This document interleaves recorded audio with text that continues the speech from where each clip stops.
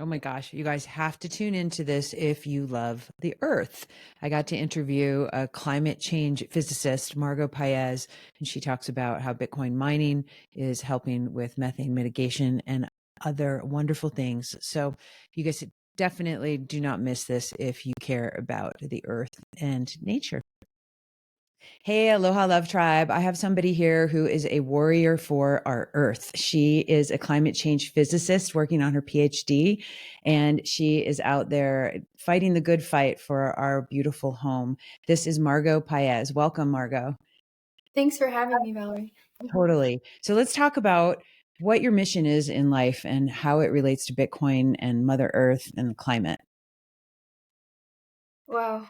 Yeah, well, my mission has really been around climate change, so that I feel is my mission. I really changed my life around in 2019 to focus on issues related to climate change and the climate crisis. And I started off as a climate activist and then was able to reorient my research as a PhD student around climate change.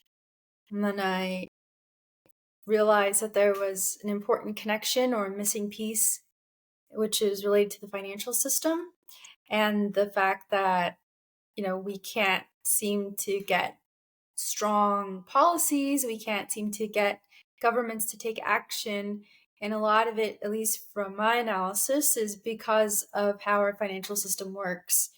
And I thought, Bitcoin is a really powerful tool in this regard. So I saw just an opportunity to make a difference and got involved in the space and started looking for people who were like-minded in terms of the environmental side. And just one thing led to another. And now my entire life is really completely focused on this work. So it's really exciting to be able to do this. And how did you come to the conclusion of connecting the dots with the financial system and the money being broken? Because I have many, many friends who are obviously great activists and peace lovers and tree huggers, and they're not understanding that if we don't have sound money, we aren't going to be able to fund this future for ourselves. So can you help them understand why money, like sound money, is this like it's so important. I mean, for me, really, it comes down to incentives. And I found a lot of overlap in reading ecological economics Mm. and understanding, having our whole human economy centered within the entire biosphere, and realizing that there are inputs and outputs and the economy itself is not separated from that. And also really understanding or realizing that our economic system, the incentives are flipped so that it forces us to borrow from the future in order to have things today. And I think if we had the incentives flipped, which I see as a potential with Bitcoin, that we would think differently about the future. And that's really important when you're concerned about sustainability and having a planet a beautiful place for future generations. So for me, that's why Bitcoin made a lot of sense. And it also made sense just like in terms of climate activism and having a resource or having a monetary system or payment rails that would be difficult to confiscate, or to have somebody in between telling you whether you can use this or not, use this money or not. And I think anyone who is opposing a state that is not doing the right thing around climate change should have access to a system like Bitcoin so that they can continue to fund their activism and their environmentalism. And what are your thoughts on? I was just reading, and I know this has been in conversations around our community, that they're looking to implement a climate passport. Have you Hmm. heard of that? I haven't heard the details. I hear things here and there, but I don't know. I don't know how realistic it is or how far along it is. So I couldn't really say. I think. I mean, aside from that, I mean, obviously, implementing something like that is a bad idea. We don't want to control people Mm-mm. as a solution to climate change.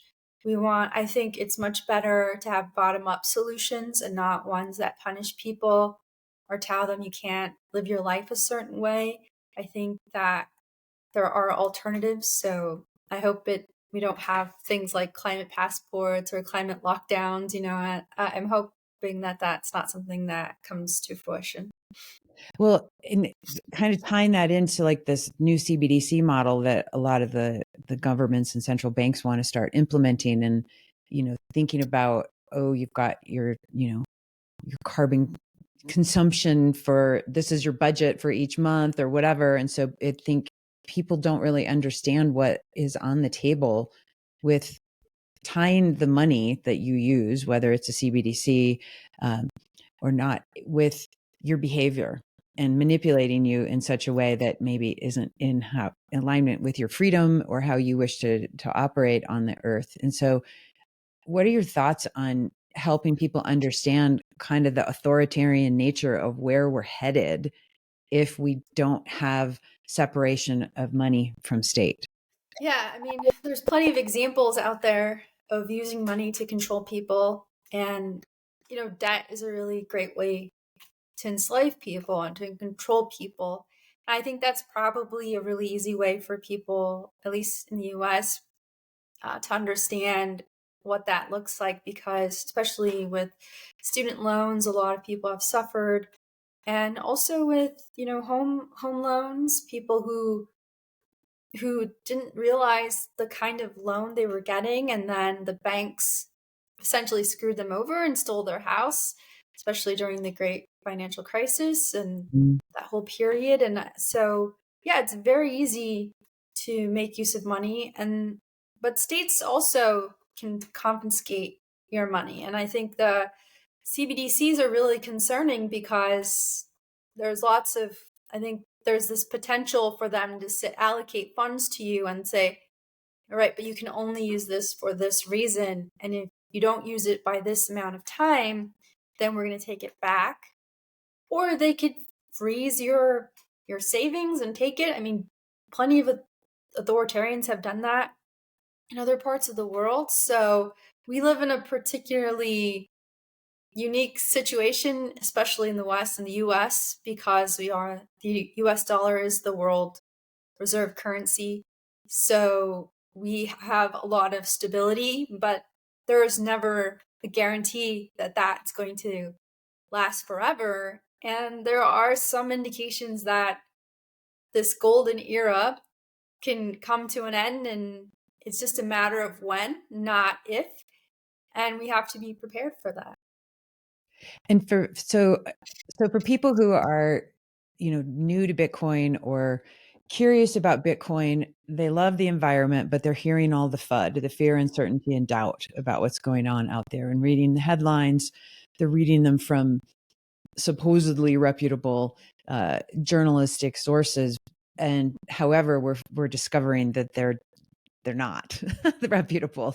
They're putting out misinformation. They're not fact checking. They're quoting incorrectly, and it's misleading the public. So, can you talk a little bit about what you've been working on recently as rebuttal to uh, a major publication out there? Yeah, so I have about 95% of this paper done, and it's being reviewed right now. I'm waiting for some feedback from BPI, from the Bitcoin Policy Institute.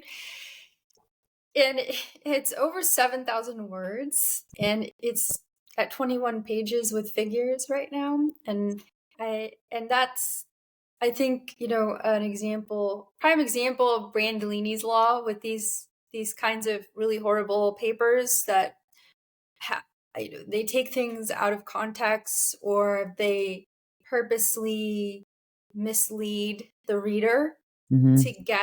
in order to make specific recommendations that support their worldview. And that's and I want to give these authors, the benefit of the doubt and say, like, yeah, they were just they just were sloppy. I would like to see that crisis end, but for now I see a lot of weaponization of peer review and weaponization of the academic literature process in order to push a particular narrative. And who funded this? Do we know who funded their article? I have no idea who funded it. I mean, they don't list their sources, so it's hard to say who funded what.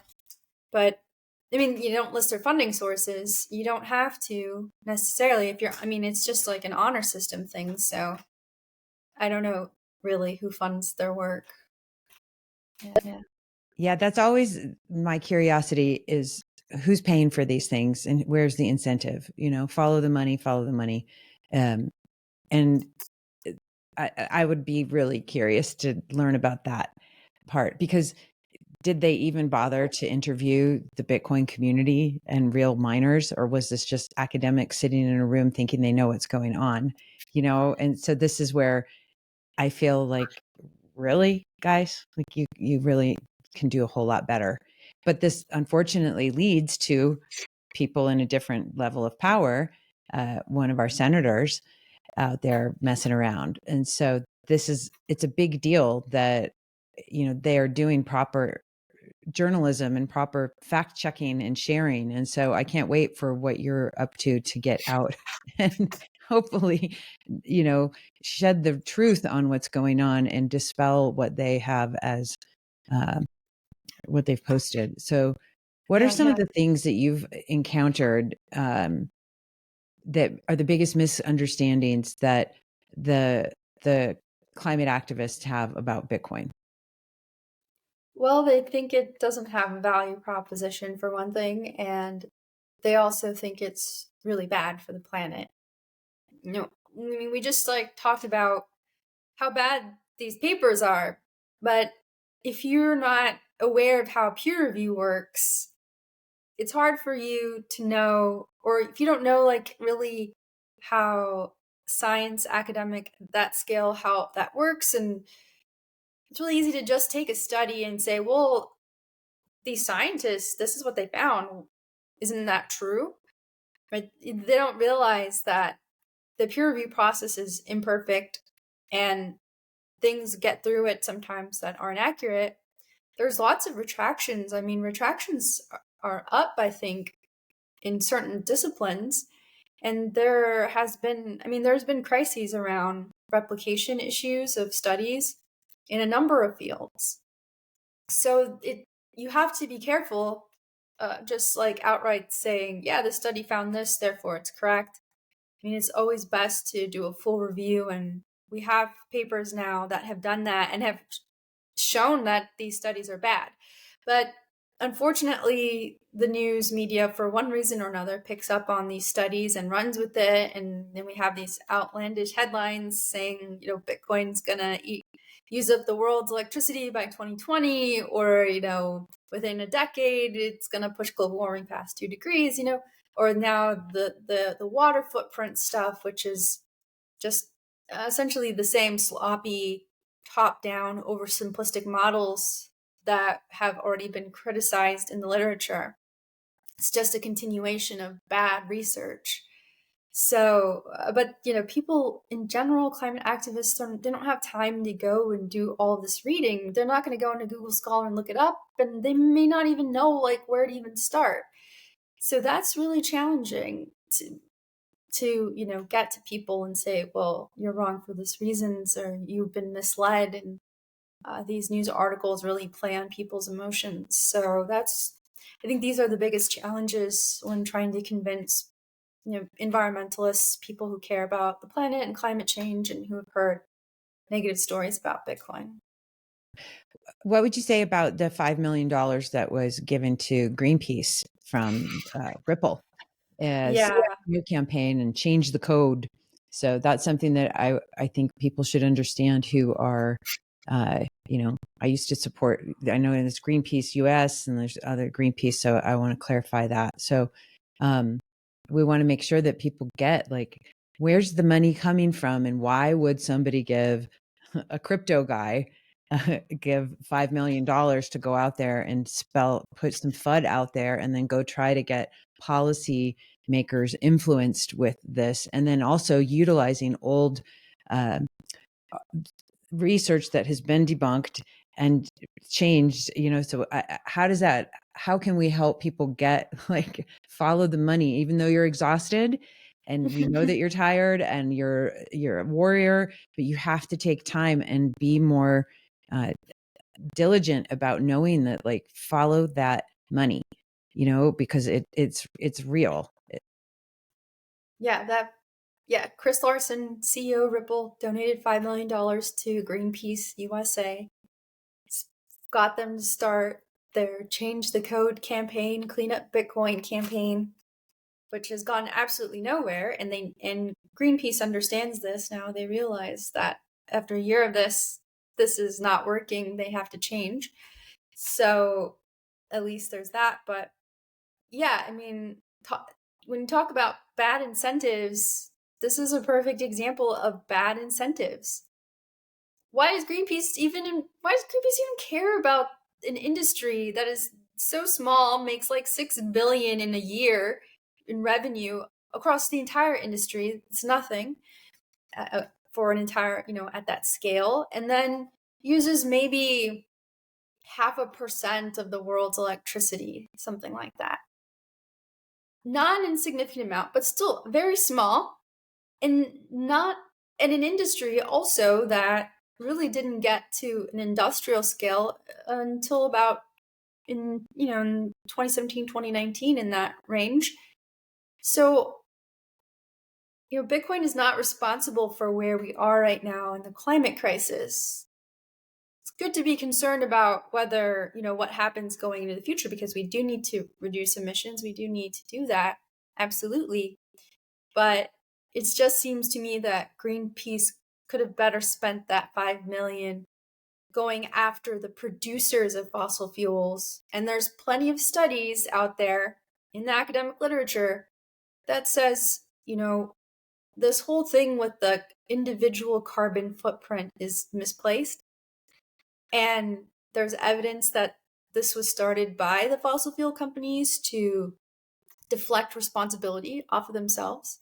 And that also, isn't it strange that we can't get any policy that puts any kind of burden on the producers? And yet we've been able to do that in other situations, like with the ozone layer or with tobacco. And we can't seem to do that with fossil fuels. I think that $5 million that Greenpeace got really could have been used for a much better campaign that got to the root issues around climate change.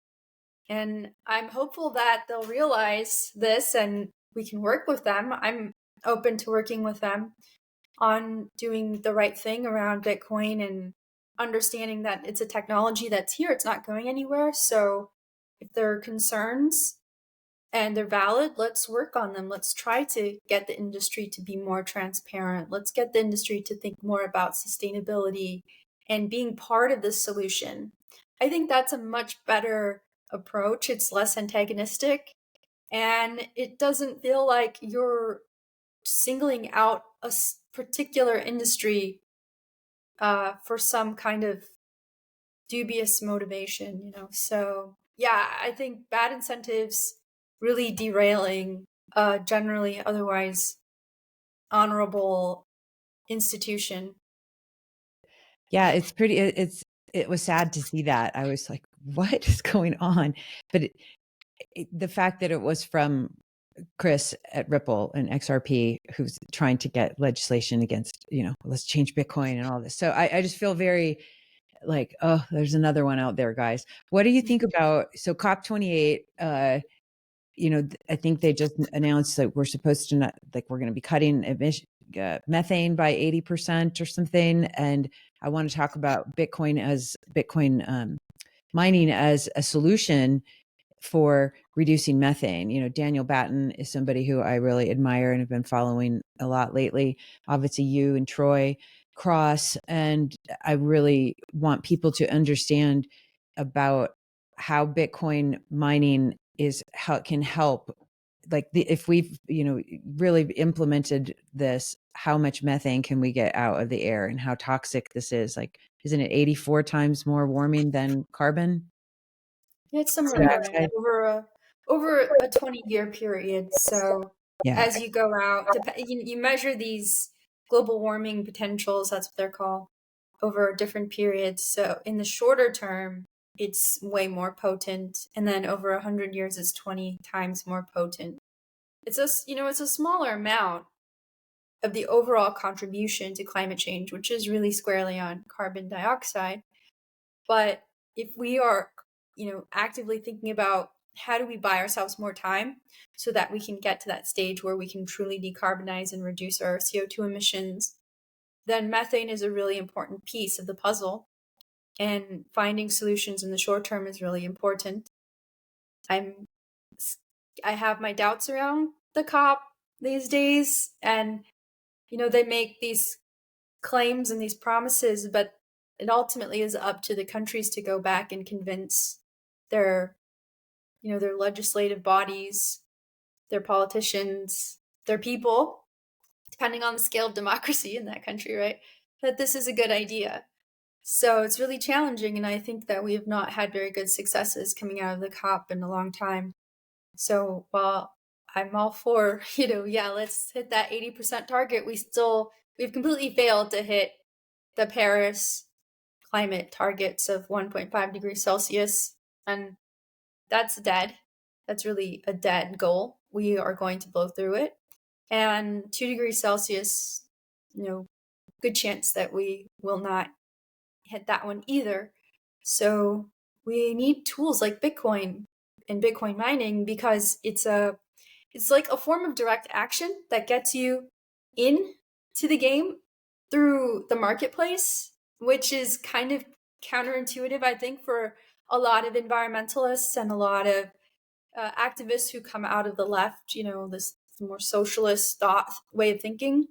A lot of people see markets and free markets as really bad things. And I certainly was one of those people. And I had to learn the difference between the existing market system and an actual freed market. And even in the existing market system, just seeing that there are still opportunities to make change if you have the right tools. So, Bitcoin is just one tool that we have that allows us to get around having to go through, having to ask for permission, basically. So if we want to tackle methane emissions, we can do that. We can raise the funds to do it. We can support those initiatives. We can find the machines. We can see how much capital we need to do it, and actually try to solve those problems ourselves. And I think that's really cool and really exciting. And it's great that we can even think about it in that way, because we really don't have a lot of control over the situation, because our politicians are fairly corrupt, and these mega corporations have completely taken over and merged into like some corporate state, and we live under a corporate state. And one last point, Yanis Varoufakis is also, he's an economist, and he also comes out of the left progressive movement, and he calls this techno-feudalism. So he thinks we're basically post-capitalism, and we are in a kind of techno-feudalism. So it's something to keep in mind. And how do we survive in like this like neo-feudalistic world when, having Bitcoin in that kind of world is pretty helpful, I think. So yeah, it's just very challenging on the climate front, having that kind of power. It is. And I think, I'm in your camp too. Like, I used to be a lot more like, oh, we need the nonprofits and, to do all this work, and the government should come in and help. And, this was years ago before I discovered Bitcoin. And I really understand it's like, you have to have the incentive, because you're not going to get them to go change up here. They just won't. It's not enough economic incentive for them. And, so it's like, how do we fund this transition into an electrified world? People have this misconception that, a lot of electricity is this bad thing. Like, it's great. Electricity is so important. And if we don't have, countries and places that don't have as much power and electricity are not as healthy. Their lifespans are lower. Their quality of living is lower. And so anytime anybody says to me, oh, Bitcoin uses all this electricity, good. I hope it uses more. I hope it uses 1,000 times more, because guess what? That's good, because that means we're making our grid bigger. And so, not that I want it to go use fossil fuels necessarily, but like, what's your thought on nuclear? Like, because I'm talking about, this transition from this fossil fuel economy, which obviously we need. Nobody wants to go freeze to death and not be able to, um, uh, heat their homes and make sure their kids don't freeze. But we do need something in the bridge, before we can get to this next iteration of how we're going to keep electricity flowing for humanity. And so it's got to be economically exciting for people. They're not going to just go, yay, we're going to throw this money. Clearly, we haven't done that yet. So what's your thoughts about nuclear versus wind and solar and all these other things that are actually weather dependent? Yeah, absolutely. So you made a really interesting point just before I get into this, which is, you said you would love Bitcoin's energy to grow 1,000 times, because it means the grid is also growing. And I think that's a really important caveat on that, or qualifying note, because I think the best thing is for Bitcoin to grow with the society that it exists in. So if society needs more energy, then Bitcoin can find those crevices, those areas of excess power, and find its way in there. I think that's really cool. And I think all that fits in really nicely into ecological economics. So I think that's really the right way to think about it. It's true, like conceptually, more energy is really is important, right? We have lots of wonderful technology, and that we wouldn't have today without the energy boom that we got from fossil fuels. I mean, we can't deny that we're not here today because we found this abundance of fossil fuels. Now that we're here, we're just trying to find a way to maintain this and also be sustainable, and for the planet and for ourselves, to maintain our existence in the long term. So, that's the goal. And I think nuclear is an unfortunate thing that happened, with in terms of how nuclear was portrayed in the end. The campaigns, and I think environmentalists were misled and were used to throw the growth of nuclear off. And there's still a lot of misunderstanding around how the technology works and around safety. And it's unfortunate because nuclear has probably one of the smallest environmental footprints of any type of electricity generator or power generator.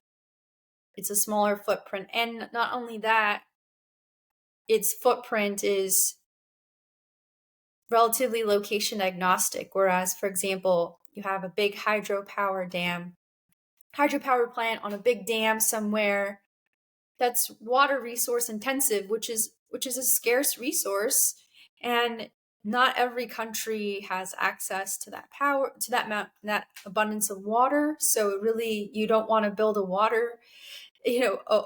hydro plant in the desert, right? So you can't place it just anywhere. And there's a lot of other additional land and environmental concerns around changing the ecosystem of the river. And there's been a lot of issues around that historically. So we're really not on a trajectory to build more hydropower out. And then, wind has a land footprint issue, and especially offshore wind has environmental concerns. And of course, then there's the other considerations for wind and solar, which is that intermittency, right? It's only on when the wind is blowing, it's only on when the sun is out. We have to manage that, and it's forcing us to have to think differently about how our grids are operated. And it's scary for a lot of people. It's scary for the grid operators. We don't have all of the batteries that we need, I think, so far. So it's, it's not an easy transition. And sometimes I think too, like, if we had not, if nuclear had not been turned into the bad big baddie that it was, if it didn't have the bad image that it got, would we have emitted as many greenhouse gas emissions as we did? Would we have had a full transition to nuclear, at least, in places where we needed it, like on the electrical grid? Because if you look at a place like France where they didn't do that, I mean, 80 something percent of their grid is nuclear.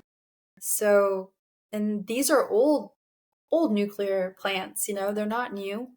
And now the concern is what happens when they get beyond their lifespan, because all infrastructure has a lifespan. And what happens, how are they going to be replaced? And that's really challenging and concerning. So, yeah, I mean, I think nuclear is a missed opportunity. It's a great, and I'm hoping by the end of this decade, we'll see these modular plants come online, and maybe we'll have some kind of nuclear renaissance. But right now, we have to use what we have and what the market is saying is viable. And right now, that's wind and solar and batteries and Bitcoin. But like, just the second I think of batteries, I think of how horrible they are for the environment. And so to me, it's like this, oh, everything's okay because it's from the wind and the sun, but because we have to go put them in these toxic batteries that also have a shelf life, that's like, what's the differential of really, are we making that much of a difference? And we're compromising on that energy density and that energy consistency because you don't have the ability to burn the 24/7, whether it's a fossil fuel or whether it's nuclear. And so I think people need to get clear on like, what do each one of these things offer and what are the drawbacks to those, and how. And I like what you said a lot, because it just made me think, like, what would it have been like? What would our carbon emissions be if we were to have gotten on this nuclear standard earlier? Or, like, what would that look like? And so I think that would be interesting to look at those. I don't know. I'm not a physicist like you, so I don't know how to crunch those numbers and share, but I would love to see that, because that could obviously inform decision makers now going forward, And so it's like, if we would have done this 20 years ago and not listened to the FUD campaigns that were funded by who, the fossil fuel industry, because they don't want nuclear, Yeah. what could have happened, And so I'd be curious, like in a retrospective kind of way, if that's something. Yeah, absolutely. And then, there's a lot of environmentalists who are concerned about these, like batteries, the materials that are used in the renewable alternatives. And that's definitely an active conversation amongst environmentalists and climate activists. The problem is that the solution is often to, and I think degrowth is, the word is wrong, but I think that the idea is good. But some people, I think, take it a little too extreme, and they want to really, really reduce energy use. And I worry about that, because sometimes I sit and I do something, I go to the doctor's office, or I get scanned, and I think, wow, this is great. I'm really lucky. I live at this time. I don't have to suffer. And I don't think people think through all of the things that we have that we benefit from, just like the really bare necessities of the that we have. Not even like, I'm not even talking about like fast fashion, because of course, like, fast fashion is so problematic, so wasteful, energy intensive, water intensive, land intensive, labor abusive, But I mean, like, really, like, we get in nuclear medicine, it's a component of radiology. We get some of our medicines directly as byproducts from nuclear reactors. And people don't realize that, like I think technetium 1240 or something like that is used to treat thyroid, like thyroid cancer or certain thyroid conditions. And that's something you get as a byproduct. At least that's what I was told when I used to, when I was a pre-med in nuclear medicine, and learning from the resident there. And yeah, I mean, we get a lot of stuff that we don't realize. We don't realize that we actually use a lot of byproducts from different sources too, even though there's a lot of waste, and we can really improve and close the loop. But yeah, we're just not really thinking through. It's a good idea, but the complexity of the system is something where we really have to be careful with what we wish for, because we could end up with a worse situation or a scarier situation if we just say like, no, stop growing or stop using energy. Even, I mean, the growth thing is, economic growth is one thing, population growth is another. But I mean, like, even just saying full stop energy use, I think has to be done in the right way. It has to be really considered carefully, and know also what are the repercussions of doing things like that, and how sustainable is that really. So my hope is, yeah, like if we can find ways to tap into power and do it in a way that's sustainable and maintain lifestyles and bring up people who are currently living in poverty, I think that we should really always try to maximize for that. And for, the planet too. Obviously, both. It's not one or the other, but we Yeah, and should that's really the thing, try. it doesn't have to be one or the other, and I think that's the thing, like, we have all the technologies available today to us, to get people out of poverty, to get them electrified, as it were, and to up level their quality of living without having to pull us down, who are we are the blessed, lucky ones in first world countries where we have access to power easily. Like, here we go. Here's a button. Here, I got my light on here. Easy, easy. I don't have to go burn a candle or chop anything down or anything to go get a little bit of light or heat. But to human psychology to even consider that, those of us who have been accustomed to this lifestyle are going to go backwards, and decide I'm just only going to turn the lights on for 2 hours a day. Like, that's never happening. Nobody's going to do that, unless it's out of absolute force, and so knowing that that's the way that we operate, how can we build for the future so that everybody can get up to this level at least? And sure, we can cut back, yes. I mean, the reality is, if you're out there trying to, if you're a single mom like I am, if you're struggling to pay for food, if you're trying to, get a safe place for your kids, are you going to go choose the light bulb that costs, four of them for $2? Or are you going to go get the long LED light bulb that costs $20? I mean, I'm getting the $2 pack of light bulbs, and so mentally, most people right now are so in survival mode financially. To get them to go sit and say, I'm going to opt into the more efficient way of operating with energy, it's not happening, and so this is where, again, like, we need to fix the economy and fix the money, to me is like peaceful money, peaceful planet. And so when we can get that hopefully dialed in, then people can feel more like at, Maslow's hierarchy of needs, right? If their survival needs are met, then they can start elevating themselves along that pathway and thinking about outside of their survival needs and what's going on for the earth and whatnot in our community around us. And so I think it has to boil down to getting this money fixed in Yes. such a way so that we are not. This is the thing I think too, that, I was at the Bloom conference like a month ago, I think. And I loved it. I was talking with a lot of, wonderful, environmentalists and people, obviously, like, let's go hug the trees and like save Mother Earth. Yay.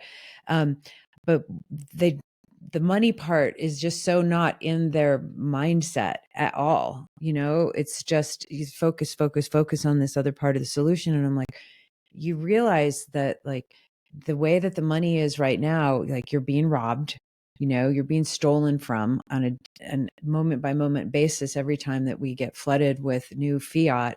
And so that debases your uh, purchasing power, and people don't understand why that's so detrimental. I mean, it's mentally detrimental, it's financially, it's everything. It's detrimental to society as a whole. And so it's what are, like, when you're talking about Bitcoin as a sound money versus, I have a lot of people I've met too, they're like, Bitcoin, it's, uses too much energy, it's bad for the environment, so we're going to go make it, green coin or earth coin or what, whatever it is, right? And so thinking that that's going to be this green solution to the future of money. What do you say to folks, and how do you help them understand the difference between what the value proposition of Bitcoin is and what the difference is with, going and minting earth token, earth coin or whatever? Yeah, well, I mean, the most important thing about Bitcoin is there's two important things. One is that the fact that there is a limit, 21 million Bitcoin. I think that's really significant. And then the other is the incentives around mining, Bitcoin mining, and the energy use and the profitability, and that it's it's a very, very competitive market, and profits are on the margins a lot of times, which means that there's a lot of constraints on growth to a certain degree, which is really important. It's important to have these physical world constraints, which you don't have if you just do, you mint your random coin, you can just like keep printing as much as you want, and you're using proof of stake, and it's just like, whoever can stake the most of that coin, they're going to have the say, they're going to be the validators, or so on. I think when you're really talking about a real monetary system, I think having a money that is tied to physical constraints and has that competitive nature and has that cap, I think is really important when you're thinking about, ecological boundaries. And I think also for people who want to see, more conservation, excuse me, you want to see more conservation happen, I think then they have to realize that you do need a monetary system that is going to have the incentives in the right order, where it's not forcing you to spend now, it's not forcing you to take on debt now, borrow from the future to do things in the present. And I think having the right incentives should minimize at least things that really prey on that bad incentive of getting you to spend now, like things like fast fashion or disposable products, one time use plastic, right?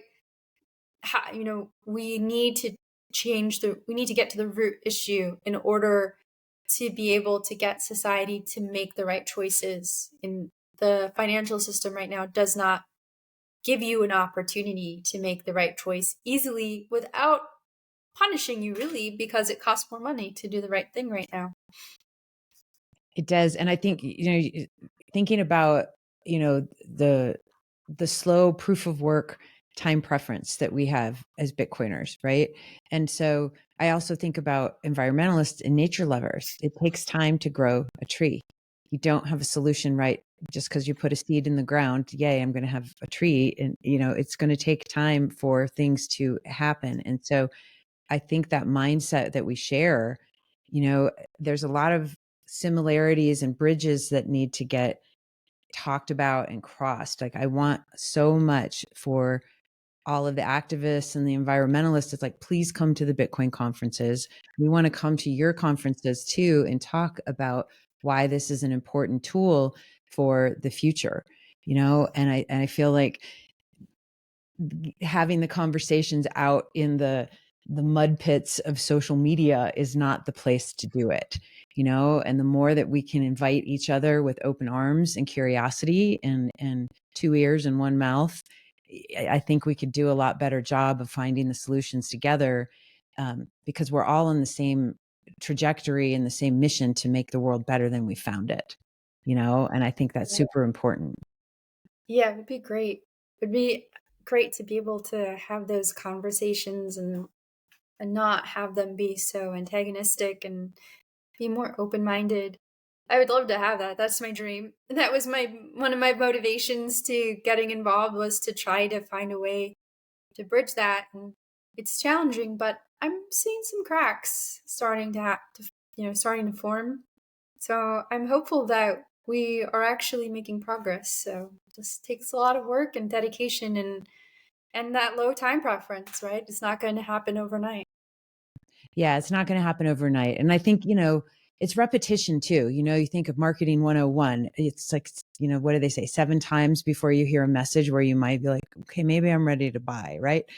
Whatever it might be. And so having that consistency and that open arms and that invitation. And again, I think social media certainly has been a hindrance. It's been a benefit in certain ways, but it's certainly been a hindrance for people to really meet and have these conversations, like you said, with open arms and the curiosity, instead of that antagonistic, like, I'm right, you have to, kind of thing. And so we talked about this before I hit record.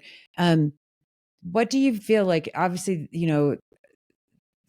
finance, Bitcoin, crypto, it's a very male, heavy space, right? And so I think a lot of the, and of course I love men, I love women, I love everybody in between. I don't care. Just let's go make the world better. But the men sometimes aren't as sensitive emotionally when we're having these conversations, especially with other folks outside of this ecosystem of Bitcoin.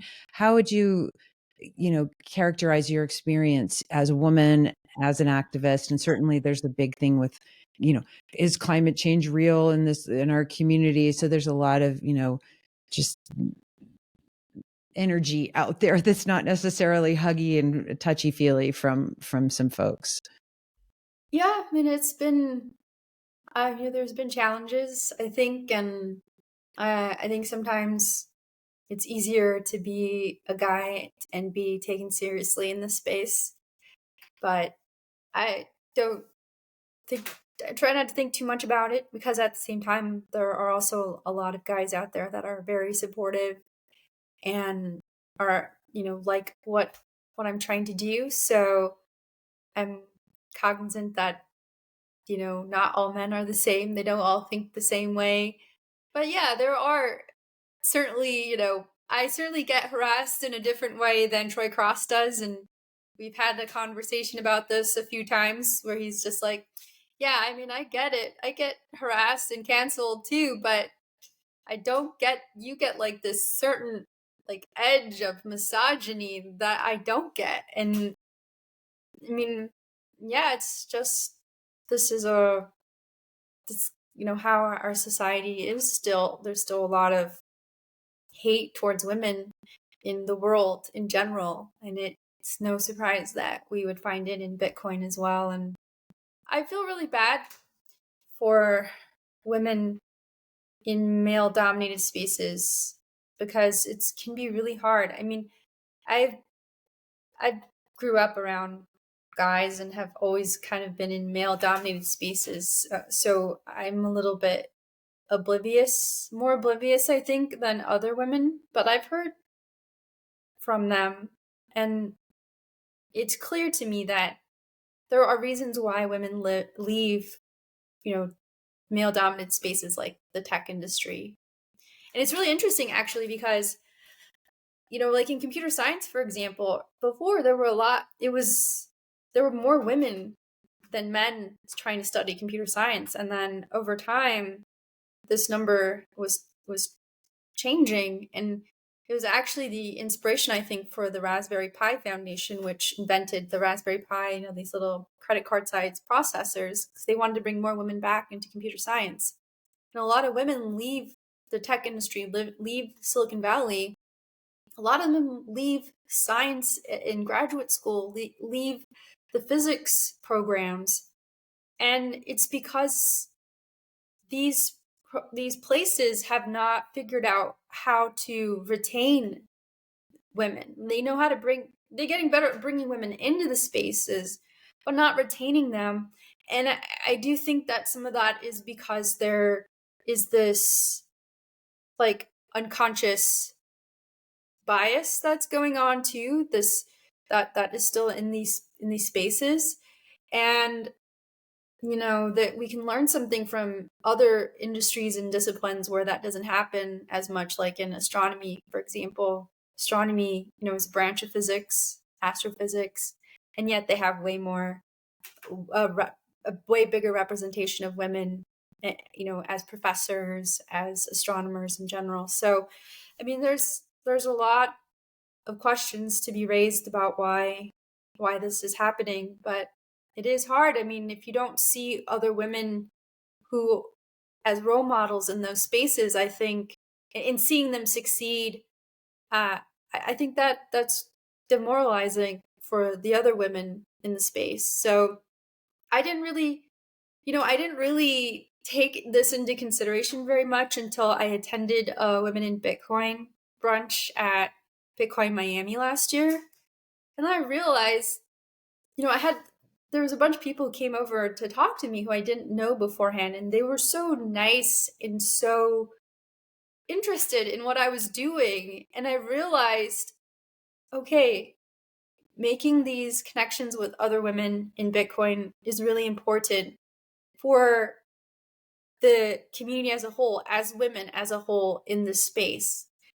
Being there, being part of that community, being, I guess, trying to be a role model and represent our cohort, right, is really important, and something that I wasn't at all thinking about until that moment. And then seeing women that I had seen there at other conferences and being their friends and seeing how supportive they are, and just realizing this is really special. I need to cultivate this. And I have to be conscious of the fact that I'm in a unique position as a woman in Bitcoin, and I speak on panels and have, just the tiniest amount of reach. And I have to make sure that, I'm aware and connecting with the other women and letting them know that it's okay for them to also do this too if they want to, and there's support for them. And, amazing thanks to Natalie Brunel and others, and you, who are organizing these events for women and trying to make it more inclusive and make it a safe space for women. So yeah, I think it's great. And I'm really glad that I've been able to experience that as well and see the importance of having these events, these initiatives, and this particular gendered community, I guess. Yeah, I totally agree. I've every career I've had has always been in a male dominated field, whether it's being a DJ. I used to be a charter boat captain. Oh, Now I'm, everything. It's all like men, and I love it. It's great. And it's strange. You might not believe it, but I'm very masculine. I'm super feminine, but I'm also like relate to men very easily, and yeah. I love it. But I think a lot of women aren't necessarily like you or I, who are used to being in this environment. So it can be intimidating. And I think, for a lot of the environmentalists and folks who are in that space, it may be even more intimidating, because it's money, scary money, and it's tech, and so those two things I think can be a barrier mentally, for some people. Because I know there are a lot, whether you're an artist, a creator, a tree hugger, a spiritual person, some people are just like, ooh, the money and the tech and stuff is not their jam. And so they just kind of Yeah. look the other way. And I'm like, but it's so important, it's like, it's something we do every day, somehow we're transacting value, we're storing value, which is our time, and so I want to create a safer, more welcoming atmosphere for folks who are, typically feeling like, oh, I'm not good at math, or they have stories around the whole thing and then they just shut it down. But then unfortunately, their lives are being very negatively impacted because of not understanding how the system works and not understanding what is money, et cetera. And so I love that you're out there on panels and sharing your wisdom with people and across all of these sectors. It's very, very important. And so I mean, we could Yeah. talk about this forever. Yeah, I just want to say the connections. I mean, it's amazing. Like I've looked out. I met this woman recently at a conference, and I didn't know her before, and I was about to get on a panel right after, and she was in the audience. And of everybody in the audience, and it was, of course, a male-dominated audience that I scanned while I was speaking, the woman in the audience I'd met was the one that was like really engaged with what I was saying. And I thought, wow, this is really cool.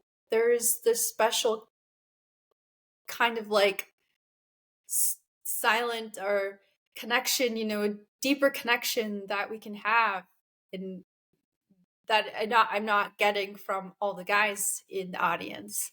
So I thought that was really special, and just really, I don't know, sends home to me like how important it is to make sure we bring in all the women that are out there and say, yeah, you belong here, and you and I, we're the same, and we can do this together. And don't be afraid. Don't run away. There's a place for you.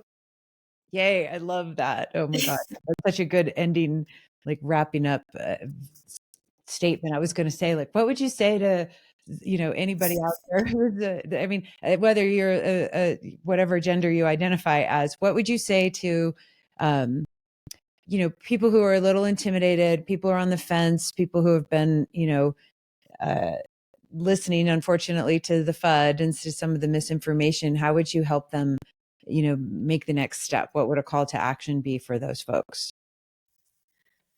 Well, I think they probably need to speak with people who are like-minded, or who have experiences that they value. So I would try to connect them with those people.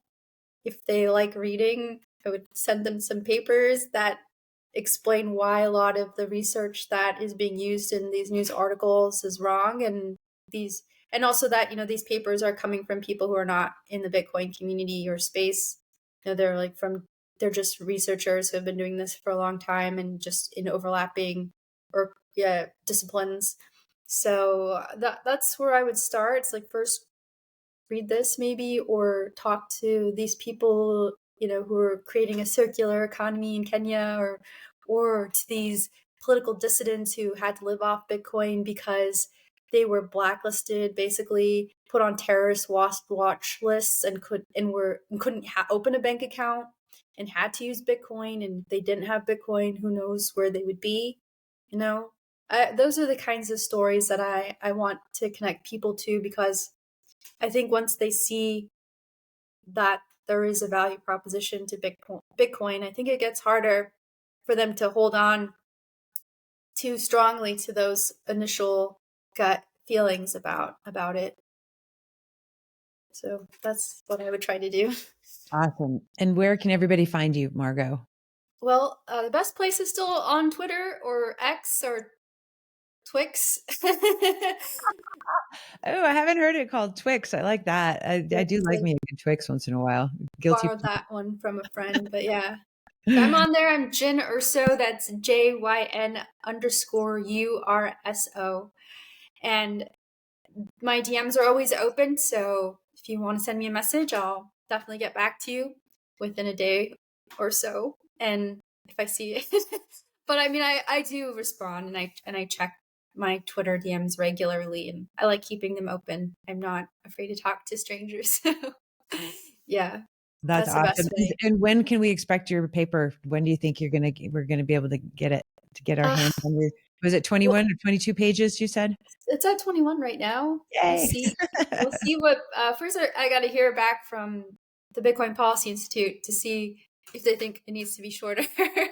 So we'll see. Hopefully in a couple weeks, but there will also be a shorter version coming out in a Bitcoin magazine at some point. I'm not sure. I think it'll be in a future print issue. They're having some special FUD series, and so it'll be included in there. Yeah, at some point.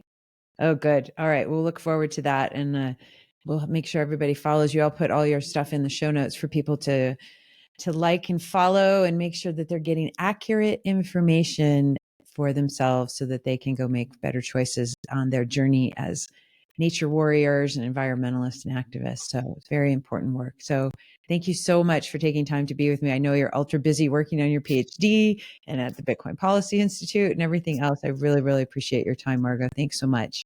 Thanks for having me. It's been great. Totally. All right. Aloha, everybody. Take care. All right.